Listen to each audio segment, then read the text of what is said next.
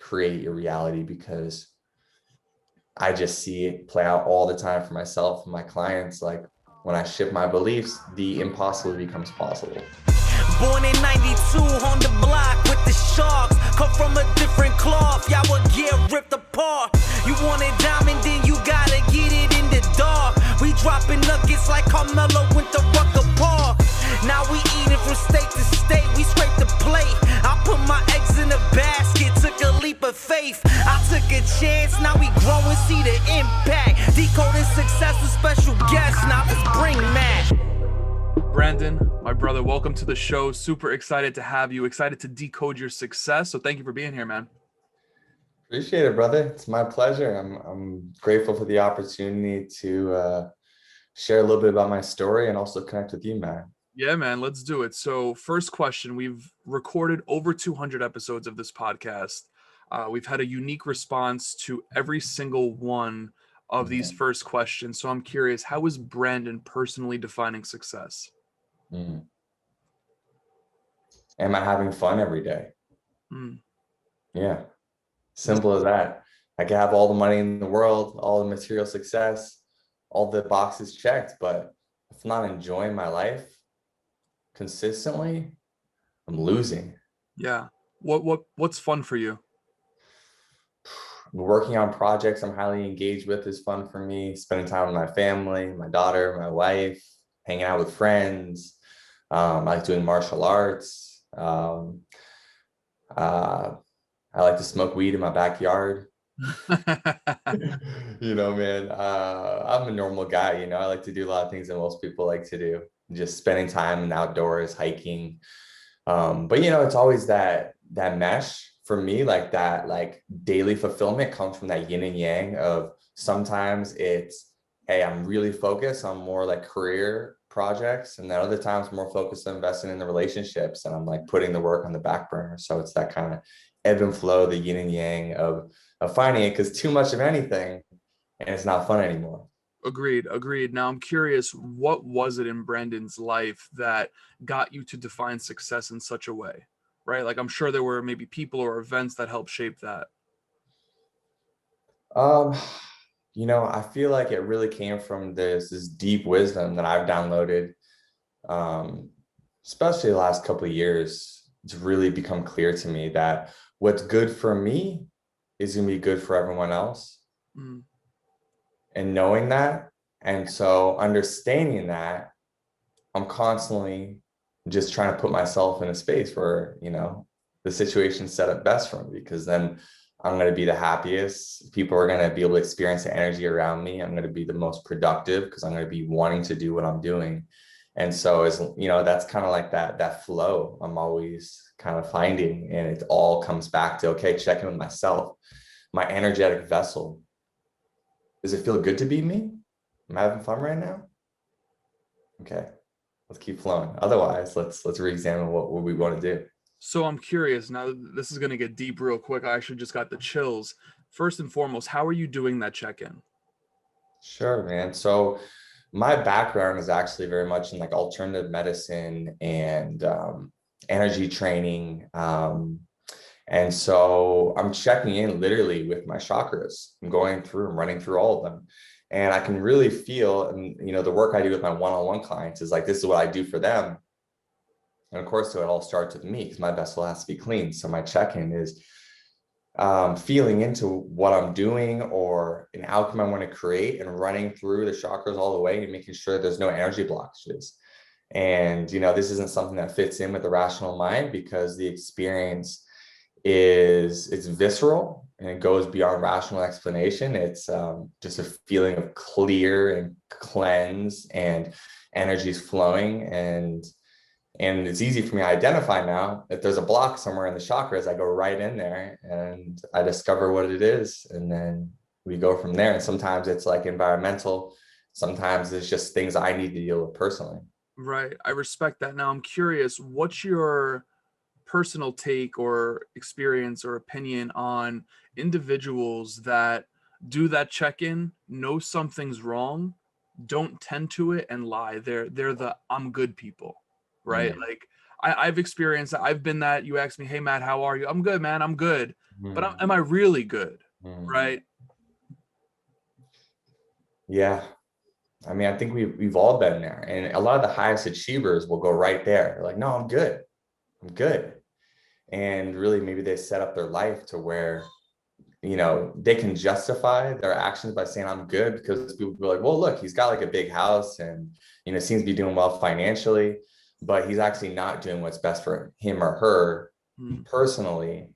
And so what I find is those people, they can't really even feel it into their body, because if they did, they wouldn't be able to live with it. It's more so they're so in their head and they're so rational that they know they don't feel good. They know something's not right. But a lot of times, like if people have the solutions to deal with it, they would. It's just that like it just seems like a dark corner that they don't want to shine a flashlight in. And even if they did, they feel like they don't have the tools to deal with what might be there. So they just stay in the rational mind, keep running the story, the loop they're on, and just suppress, push it down, push it down, push it down. And we all know where that goes: physical ailments, resentment, guilt, shame, all that. So yeah, I mean, it doesn't usually end well, but right. I mean, that's just like a symptom of the society that we live in, just because people aren't getting tools to deal with their energetic body when they're going to school, right? It's not a normal thing. Right, man. I'm curious, who was Brandon in high school? Like we know where you're at now, mental fitness, checking in on yourself. We know where you're at now. Who was Brandon in high school? What did he want to do back then? What was his dream? Yeah, dude, when I was in high school, probably the most important thing for me was playing football. Okay. I was a football player, and I feel like I was mostly in survival mode, like my biggest like core wound that hadn't been resolved was there. So I was extremely insecure. Um, was decent in school, but wasn't engaged, wasn't excited about what I did. Every day going to school was like I had a friend group. I was like, you know, well liked, but there wasn't any juice. Like my favorite part of the day was, football, or if I had some PE class, that was my favorite part, because that was like play. And Mhm. everything else, for the most part, it was just, yeah, it's just going through the motions. What was that core wound, if you don't mind talking about it? Sure, yeah. It was just an experience I had with my older brother when I was like 6 or 7 years old. My brother has Down syndrome, and so he was a little bit older. He was like 12, 13 at the time. And yeah, we would just like get naked and wrestle around together, like exploring that sexuality at that age. And for a long time, I held a lot of shame around that, Yep. around just that experience and not knowing how to compartmentalizing it, and, having no perspective on it too. Of course, it doesn't really matter other people's experiences, but just learning that like most people have something like that happens with a family member or something like that when they're growing up, just kind of like help me zoom out a little bit. And then it was just like going back and dealing with the event and like all the programming I put around it, around like the shame I should feel, the guilt, whatever it was, and just processing that energy. So now it's kind of benign. So Mhm. now it's just like, oh yeah, it's whatever. It's just something Yeah. that happened. But yeah, I didn't have any of the tools to do that back then. So I was operating from a place of like being ashamed of myself, embarrassed to be in my own skin. That translated into not having a lot of courage with women, or just my own ability to have a voice. Like I didn't have my voice. I wasn't speaking my truth.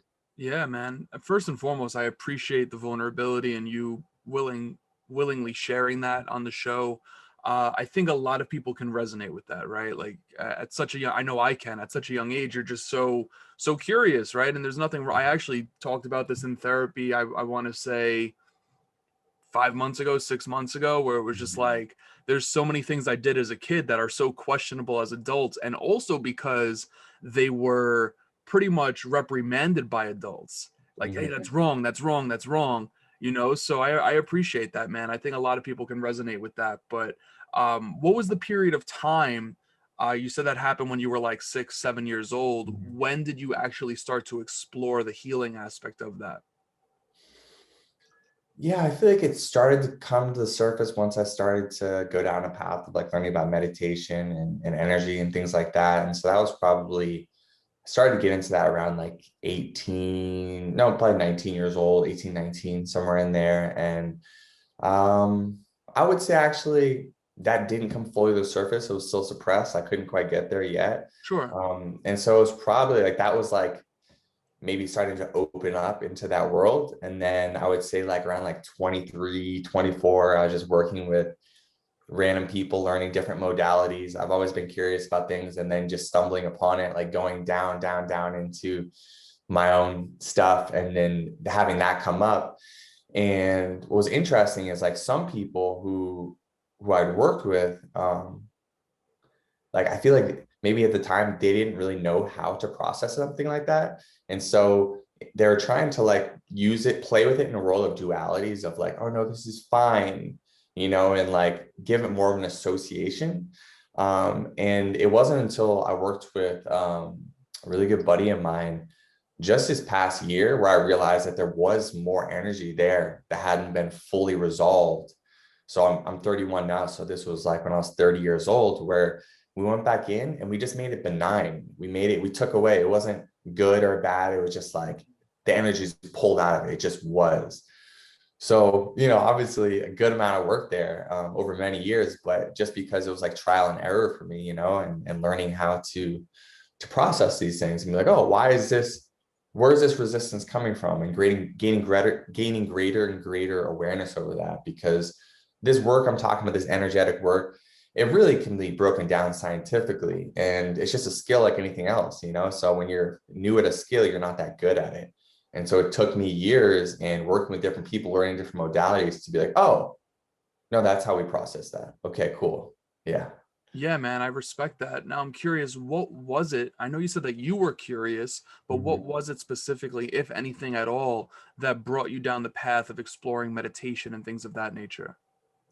Yeah. So I wanted to play college football. I was playing at a small D3 school in Los Angeles. And my first year, I just rode the bench. I was like, this isn't fun.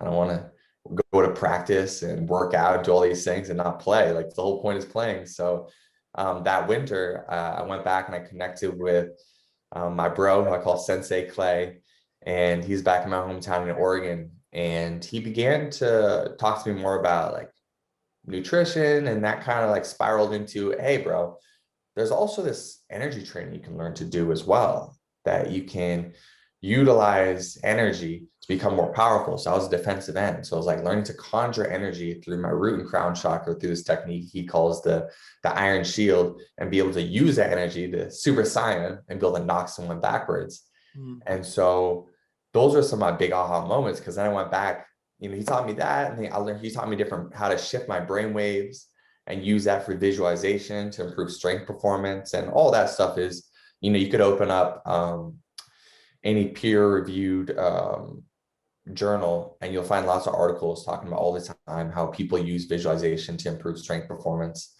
Bicep studies have been done. Mine, I went on and did in college, was on the bench press. But so I just got this aha moment. I was like, wait a minute. So I can get stronger. I can become more powerful. I can become more focused.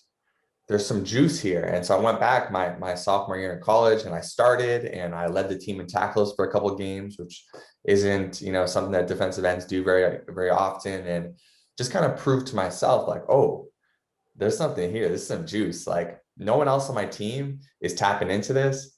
I am. And funny enough, the athletic trainer called me the guru, because the same energy I was using to knock someone down, I was using to heal people as well. So like all my teammates are coming to me, and I was like basically putting healing energy into their wounds, and it was taking their pain away. So completely subjective thing. I don't know how you measure that, but they said I took their pain away. So people would just come to me before games, and I would do that. And that just opened up my mind. And I've been going down that path ever since, because I'm like, well, if there's magic in the universe, like I want to learn to like conjure and work with this magic.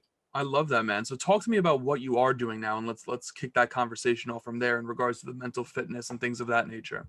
Sure, man.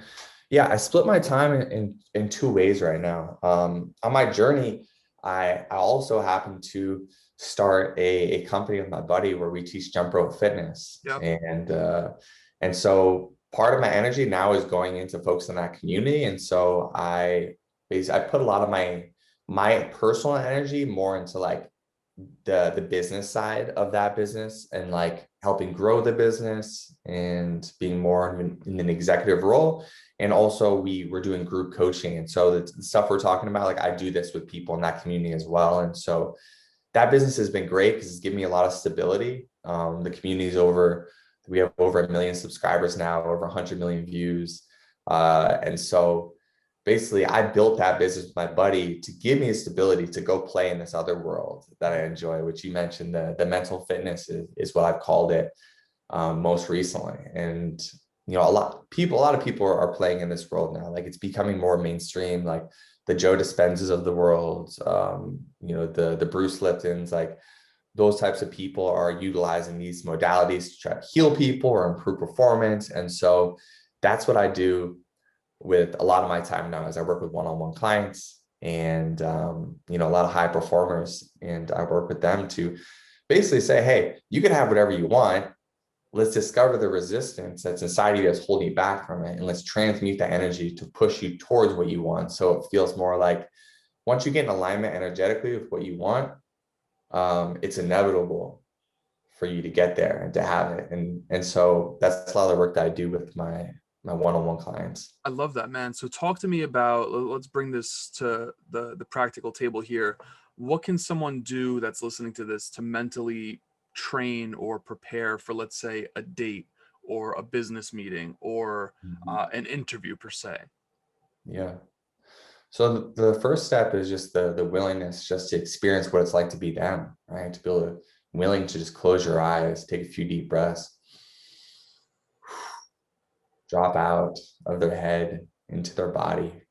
And that's not easy for most people. Like this is a big stretch. Most people want to solve all their problems with their head.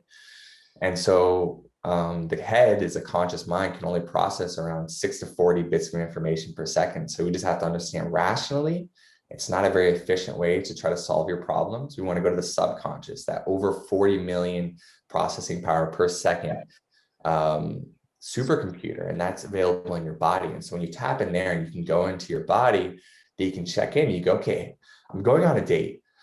Whew, okay, how do I feel right now? Oh, I'm feeling really nervous, actually there's some anxiety there. Okay, well, where does anxiety live? It could live anywhere in my body. Where would it be? And for most people, it lives in, you know, that third chakra, so right under the solar plexus where they feel it.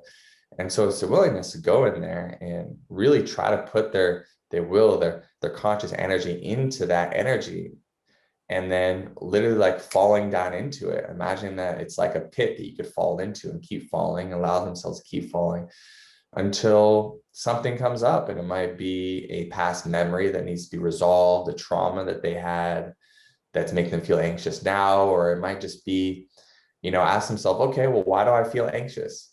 And then feeling into that belly there where the anxiety oftentimes lives, and then asking yourself, okay, well, what am I believing to be true right now that would make me feel so anxious? And just sitting in that space, just allowing for whatever to come up, not judging it, not saying it's right or wrong. Just, it's got to supersede the conscious mind of, no, I don't want to think that. No, it's okay. Allow it to come. Oh, I believe no girl wants to be with me because I'm too fat. Oh, shit. Well, that's really going to disrupt my ability to enjoy this date and show up and be confident and to have a good time. So it's like accepting that, right? Okay, I accept that even though this isn't rational, I would never tell anyone this. Right now, I believe that no girl wants to be with me because I'm too fat, right? This is completely a random one, but it's simple. So let's go with it. So we accept that. Whew, okay, this is what I'm living with right now. And that's where part of my anxiety at least comes from. And then we have to surrender. We have to say, you know what? I've lived my whole life maybe having this somewhere deep down inside of me. I'm going to surrender. I'm going to exhale and say, okay, I can't go back and change any of that, but it's always now. So if I surrender and I cut the thread of the past and I allow myself to arrive here in the present moment, here I am, how do I transmute this into something that would make me feel the opposite of anxious? So if right now I believe that I feel anxious because no girl's going to want me because they believe I'm too fat, then I'm going to believe that the perfect woman's going to want me for exactly who I am. Ooh. And letting that energy settle, right? And just being with that and feeling that even resistance might come up because the subconscious goes, no, I want to stay in homeostasis. I don't want to change. This has protected us. It's kept us safe. We're going to keep believing this. And you surrender it again and you accept it and say, okay, here's my new belief. I'm going to transmute it. And a modality that I often give people is, if there's a number of these beliefs that come up, you can record your voice speaking them out loud. I believe that the perfect woman's going to want me for exactly who I am or how I am or whatever it is, right? And you record that and you listen to it every morning when you're waking up and every night when you go to sleep, because that puts you in that alpha state where your conscious mind's usually in beta. So it's your brainwaves are dropped and you can actually accept in new beliefs through repetition.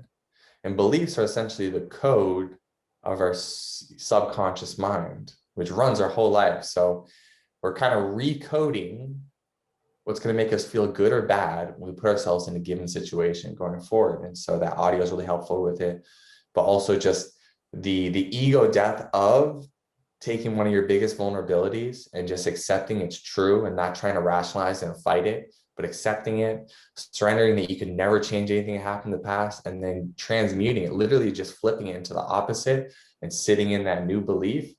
That's all part of the process. Now, of course, this is, some deep stuff, and it's probably not just that one belief, right? There's probably a number of them. And so really what we have to understand is holistically, we're living on these inner planets, and these inner planets are full of all these subconscious beliefs, and some subconscious beliefs serve you. So we can imagine them as like beautiful, lush trees growing and wonderful rivers that you'd like to live on your inner planet. And then these other beliefs that are probably irrational or just like make you feel bad for no reason, just because it's programmed into you, because you picked that up during your early stages or through repeated events of someone calling you fat when you're a teenager or whatever it was, right? You have to understand that I lost my train of thought. No, it's all good, dude. Take me back. Yeah, listen, first and foremost, 100%. Oh yeah, sorry. Go Let me ahead. finish that one part. So your inner planet, you have to remember that all those shitty beliefs, that's just trash. It's like dumping trash in your inner planet. And so it's just awareness, constant awareness. If I live in this inner planet, like, what do I want it to be like? Right. Start picking up the trash if you want to feel good all the time in the present moment. Right, man. I love that. Now I'm curious, from your experience, from your clients' experiences, those thoughts, such as, we'll stay with that example, I'm too fat, or whatever the case is, that could be with someone for a long time. So from your experience and or your clients, how long do you actually see, or how long have they actually seen the results to kind of come to fruition in regards to changing that? Sometimes it happens like this in a session. It can happen in a session. Other times people need more of that repetition. And so maybe they listen, they go through that process, repeating this new belief, and then they use the audios to basically supplant it into the subconscious. And I would say no more than like listening to that audio for like a month, probably less than that if you listen to it daily. Because the subconscious is, it just learns through repetition. Sure. And it learns when you can actually get to it, which is why we do it when you're in that kind of like half awake, half asleep state of being, when you're first waking up or when you're drifting off to sleep. I respect that. Now I'm curious, why does the subconscious even begin to work against us? Is it because of societal demands or societal views or something that was said to us? Is it all of that? Yeah. So the subconscious is just a product of our programming during our most like primordial programming time of our life. And so from 0 to 3 years old, we're in delta brainwaves mostly. Of course, any neuroscientist will tell you we're always in all the brainwaves all the time. Okay, that's true. And also they'd also tell you that the majority of your brainwaves are in delta from 0 to 3. And delta is like this, it is the slowest brainwave, which means it's the equivalent of hypnosis. So if someone goes into hypnosis, they're in delta brainwaves. And so the slower the brainwave, the deeper and easier it is to access the subconscious and supplant different beliefs or systems of being. So just starting there at 0 to 3, it's like, well, what did you witness your parents or your community, your inner tribe that you grew up around, the people around you, what were they doing? What did they believe? How did they show up in the world? Humans are animals that are built to survive first and foremost. So how do you survive in a tribal setting? Well, you take on the beliefs, the customs, the way of being of your inner tribe, the people around you. So if your parents or siblings or cousins or uncles or friends or people on your block had a bunch of shit they hadn't dealt with that was making them feel bad all the time on the subconscious level, and that wasn't processed, like, they're not to blame. It's literally like no one taught them how to do it. So you at 0 to 3 years old, you're just downloading it all, you're like, this is how we are, right? And then as you go later in childhood, from like 3 to 7, you're getting into, the 0 to 7 is like the first stage of childhood, the first learning stage of childhood. So 0 to 7 is where you get most of your programming. So from 3 to 7, you're getting more, the brainwaves are getting faster, but they're still relatively slow compared to our conscious waking state as adults, which is beta. And so you're in theta brainwaves, you're in alpha a little bit. And even throughout your childhood, you do have more access to that dream world, if you will, that subconscious than you do. That's why young kids are so good at playing and imagination and having imaginary friends and all that, because they're able to kind of drop into that state of the imaginary possibilities. And so we get a lot of it from that early childhood experience, just who's around us. And then the subconscious learns through repeated events, right? So let's say a woman gets cheated on by a guy when she's 16, and then when she's 18, and then when she's 19, and then when she's 21. By the time she's 22, she's going to believe all men are cheaters just because she's been cheated on so many times. And so the rational mind will go, well, that's true. I have all the evidence here to support that, but that doesn't change the fact that even though that you experience these results, if you don't want to keep being cheated on, you're going to have to change that subconscious programming, even though it conflicts with what your rational mind believes to be true and believes it has evidence to represent. Because your belief systems, as we know, that's why people can believe in 1,000 different religions and everyone believes they're right, is because it has nothing to do with what's rational or what's, true. It has to do with what you believe to be true. Right. Now I'm curious, as if I know you're a father, what have you done with your little one based off your experiences and knowledge here? Is there anything that you've done specifically to tap into those delta waves or anything of that nature? Yeah, well, my daughter's only 8 months old. So at this point, she's just observing and downloading, right? And so I think there's a study I was looking at recently that talks about how it's been proven, like, it doesn't really matter what you say to your kids, it matters what you do. Like, they're just going to look at you. So you could be like, hey, don't eat candy. And then like they see you eating Doritos and donuts all the time. They're going to be like, this is what we do, Right. And so first and foremost, I just try to lead with my actions. Like, how is my energy? How am I showing up? How am I treating my wife? How does she see me engage with the world? And how do I operate? It's just like my way of being. And that way of being has an aura, energetic aura that comes off it that she gets absorbed in being around me. So at this stage of life, it's just that constant affirmation of like, you're loved, you're cared for, you're safe. Right. And then just trying to be it myself. And then as she gets older, of course, I'll teach her all these fun tools to understand. And, the goal is to be as bulletproof as possible. Because when you learn how to handle all your wounds, then there's no buttons for people to push, right? The most reactive people are people who just haven't dealt with like their deepest wounds. And so you push those buttons all day. You could be like, oh, let me just talk about this, because I know it's, whether it's politics or whatever, their diet that they prefer, like you could push those buttons all day and people are going to get inflamed, they're going to react.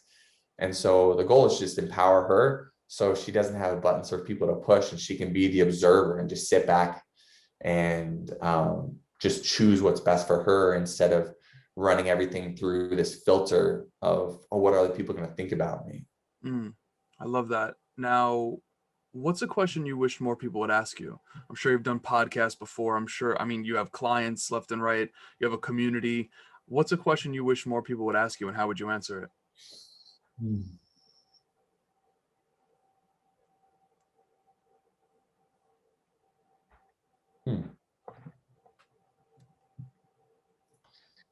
I don't know. What just came up for me was like, why aren't you out there in the world speaking this truth more? You know? And maybe that's just like a question I have for myself, because I just checked in there. I didn't want to go to my head. I wanted to go to my body. And that's just kind of what came up for me. Yeah.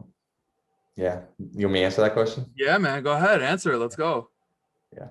Well, here's what I've discovered, man. Like I said, I built this big following in the fitness space, because like it's very accepted that like if you but if you exercise and eat the right amount of food, you're going to lose weight. So when we speak that language in the fitness community, it's accepted, and people are like, yeah, I get it. And they opt into it, versus the stuff we're talking about. It's almost like you need a certain specific container to share this information. And of course, a one-on-one setting is like the best container I've found to share this information, because it feels as if when I just share it, whether in like a YouTube video or something like that, it kind of falls on deaf ears, because I'm not meeting people where they are. And that's something that I'm actually like relaunching. I know you found like a mental fitness brand, but like what I've found is like people just aren't there with me yet. They're not like, mental fitness is just not quite there yet. So I'm actually in the process of rebranding that and trying to bring it to people and meeting them more where they are, in a space that is more digestible and people can sink their teeth into more.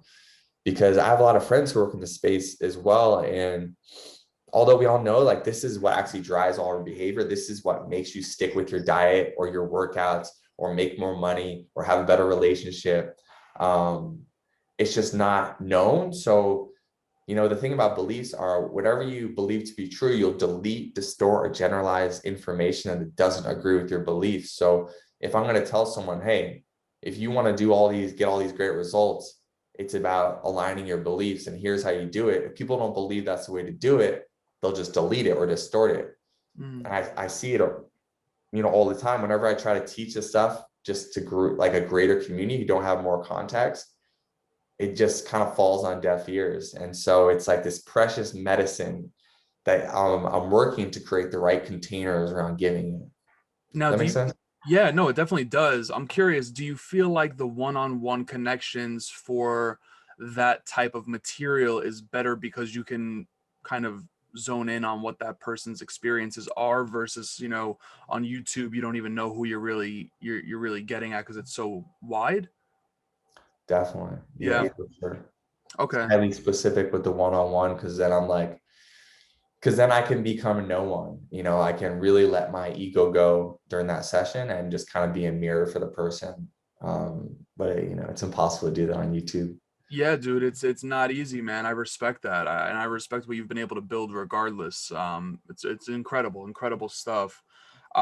So that's a question you wish more people would ask you. I appreciate you sharing that. That's a tough question, but I love how you went about making or searching for that inside of you.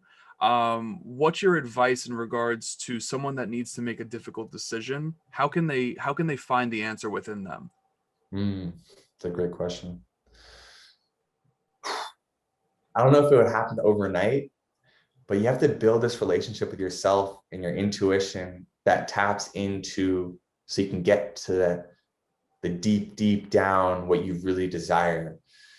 But I would just start by saying something I mentioned earlier in this podcast, which is just coming to this realization that what's good for you is good for everyone else. Now, this does not apply to sociopaths or psychopaths. Okay, so if you're a sociopath or psychopath, don't take this advice. But if you're a normal person, especially with high achievers, I find that like they do so much to try to appease other people or to hit these imaginary milestones. And so the decisions, when they go in, I'll have a hard decision to make. It's being made from that place of like, how do I basically check all these boxes that have sometimes little or nothing to do with what's best for them. And so it's just sitting in that space, closing your eyes and being like, is this best for me? And not, it takes courage to go, well, everyone would tell me rationally that I should marry this person. It's a perfect person to marry, but there's something inside of me that just doesn't feel aligned. And so it's exploring that. And it's not just going, okay, well, it doesn't feel right, so I'm not going to do it. Instead, it's going inside and being like, well, what doesn't feel right? Where's the resistance? Because sometimes it's just, because I have a belief that if I open up to someone fully, they're going to leave me. Right.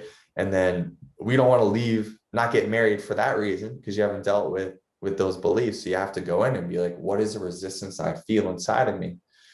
And kind of deal with all that resistance till you get to a place where you feel like you're kind of like a clean vessel. When you ask that question, you feel into it. Do I want to marry this person? And it just comes, yes. Like the answer should just come up, right? It should just be very obvious. And it takes a lot of courage to do this work, because sometimes you don't like the answer that comes up. But what I've learned is, like, if you don't listen to that answer, that truth, it'll come back and bite you. Right. How has this work impacted your relationship? I mean, so much. Because the thing is, like, a lot of people, especially like my wife is from Medellin, Colombia, and I lived there for a few years, and that's where we met. And so coming back to the US and living here, there's a lot of cultural differences. There's a lot of different ways of being, ways of seeing the world. And so I think, like, old me would be trying to fix my partner and be like, oh, well, you should look at things this way or be this way. And what I've discovered is, by doing this work and healing my own stuff, I don't have to do anything, right? I don't have to do anything for other people. I just do it for myself. And either people align with where your energy is at, or they just get rebuffed, they get pushed away. They're either going to come up and meet you where you are, or they're going to disappear. And so it does take some courage to go there, but it's ultimately in your best interest to deal with your shit. And so, like, a very practical example would be, I'm sure guys have all experienced it, where their, like, girlfriend or the wife is, like, complaining about, I have a headache, or my stomach hurts, or whatever, little aches and pains. Like, women talk about that stuff more, in my experience. And so I said in everyone's experience. Yeah, right. Thank you. And so I realized I used to hold a belief that I needed her to feel good, essentially, for me to feel, or no, I was responsible for her feeling good. So every time that she would feel bad, whether it's a headache or a stomach ache, I would start to feel bad, because I had a belief that I need to make sure that she was feeling good. So when I transmuted that to, I'm only responsible for how I feel personally, what a relief. And it takes so much energy out of that issue, because it's like, oh, you're having this issue? Well, if I have, like, an aspirin, like, I'll give it to you, but I'm not going to sit here and suffer because you're suffering, right? And so many people try to do that. I think people do this with, like, parents or all types of people, relationships, where they're like, oh, this person's suffering, I'm going to go suffer with them, because I believe I need to, if they're suffering, I have to suffer too, right? So that's, like, a practical example for my relationship, which to make things flow a lot better. And then also, I just get clear on what I want from the relationship. And then I go through all the resistance inside of me that says, like, no, you can't have this. Other people don't have this in relationships. You can't have this. And I transmute all those beliefs that don't align with this new thing that I want, until I get there. So I've created my dream relationship, not by fixing my partner or doing anything to her, by just doing all the work on myself.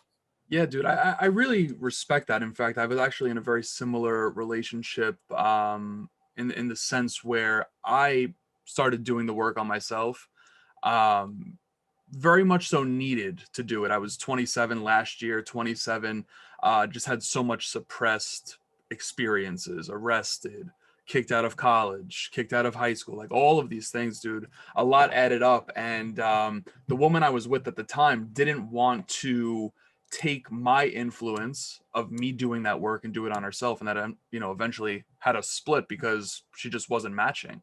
And I really respect that, because I've realized over the course of time, number one, you can't force anyone to make the changes, right? You know, if they're not willing, which is a word you used before, very powerful word, to be honest. If they're not willing to actually do the work, you know, no one can force them to do it. And one thing that I had to learn, and I like to amplify this to the audience, is like, you can't expect people to change for you. They have to want to change for themselves as well. And I think us as men, we, you know, there's that book, Men Are From Mars, Women Are From Venus. I'm not sure if you ever read that. I haven't, but I pretty much know the context of it. You know, men like to fix things. You know, men in particular love to, you know, get challenged in that sense. So it's really interesting hearing you say this, which is why I resonated with like a super high level. I appreciate that share, man. But I know you got to go in a couple. I got to let you go. 2 more questions for you. Number 1, what is a piece of advice that Brandon was given that he didn't want to hear, but proved to be true over time? I don't know. I would say probably just like the affirmation of like, really whatever I want to create, I can. I'm sure I've heard that at earlier age. And then now I actually understand the mechanics of how that works. Right. So if anything, I would say that, but it's not very specific. It's just like, I'm sure I was told by like my father, like a mentor at some point, like, you can do anything. And then, you know, all my limiting beliefs basically were like, no, I can't. Right. And then now I get the mechanics. I'm like, oh, yes, I can. So I think that's the first time I've ever asked that question and heard that type of response. Typically it's like someone receives like not necessarily a negative piece of advice, but they receive a piece of advice that's more so like, that's a positive piece of advice that you were given that you didn't believe, but it proved to be true. That's what I'm trying to get at. That's the first time we've ever got it in that context. So I appreciate that. But last question for you. You've given us a ton of advice over the course of this show. We've been running for, that was a synchronicity. I don't know if you saw that. It's at 4444. At that moment, we were running for 4444. You've given a lot of advice over the course of this episode. I'm curious if you could only give one piece of advice for the rest of your life, whether that's hopping on podcasts, more YouTube content, more working with clients, what would that piece of advice be? Oh yeah. Your beliefs create your reality. Yeah. Just that in itself is a whole world that you can explore. Like, if anyone, you know, listen to this podcast and it resonates with them and they're like, I think there's some juice with what this guy is saying, like, explore that all the way. Right. Your beliefs create your reality, because I just see it play out all the time for myself and my clients. Like, when I shift my beliefs, the impossible becomes possible. I love that, man. Brandon, I'm going to have all of your socials, websites, YouTubes, all that good stuff in the show notes of this episode. You have anything else going on, though, that you want to make people aware of, maybe that we haven't talked about? Nothing in particular besides, you know, people are interested in diving in and doing this work with me. They can reach out to me via email and we can have that discussion. Awesome, man. I appreciate it. Where do you hang out most on social? Is it Instagram, Twitter?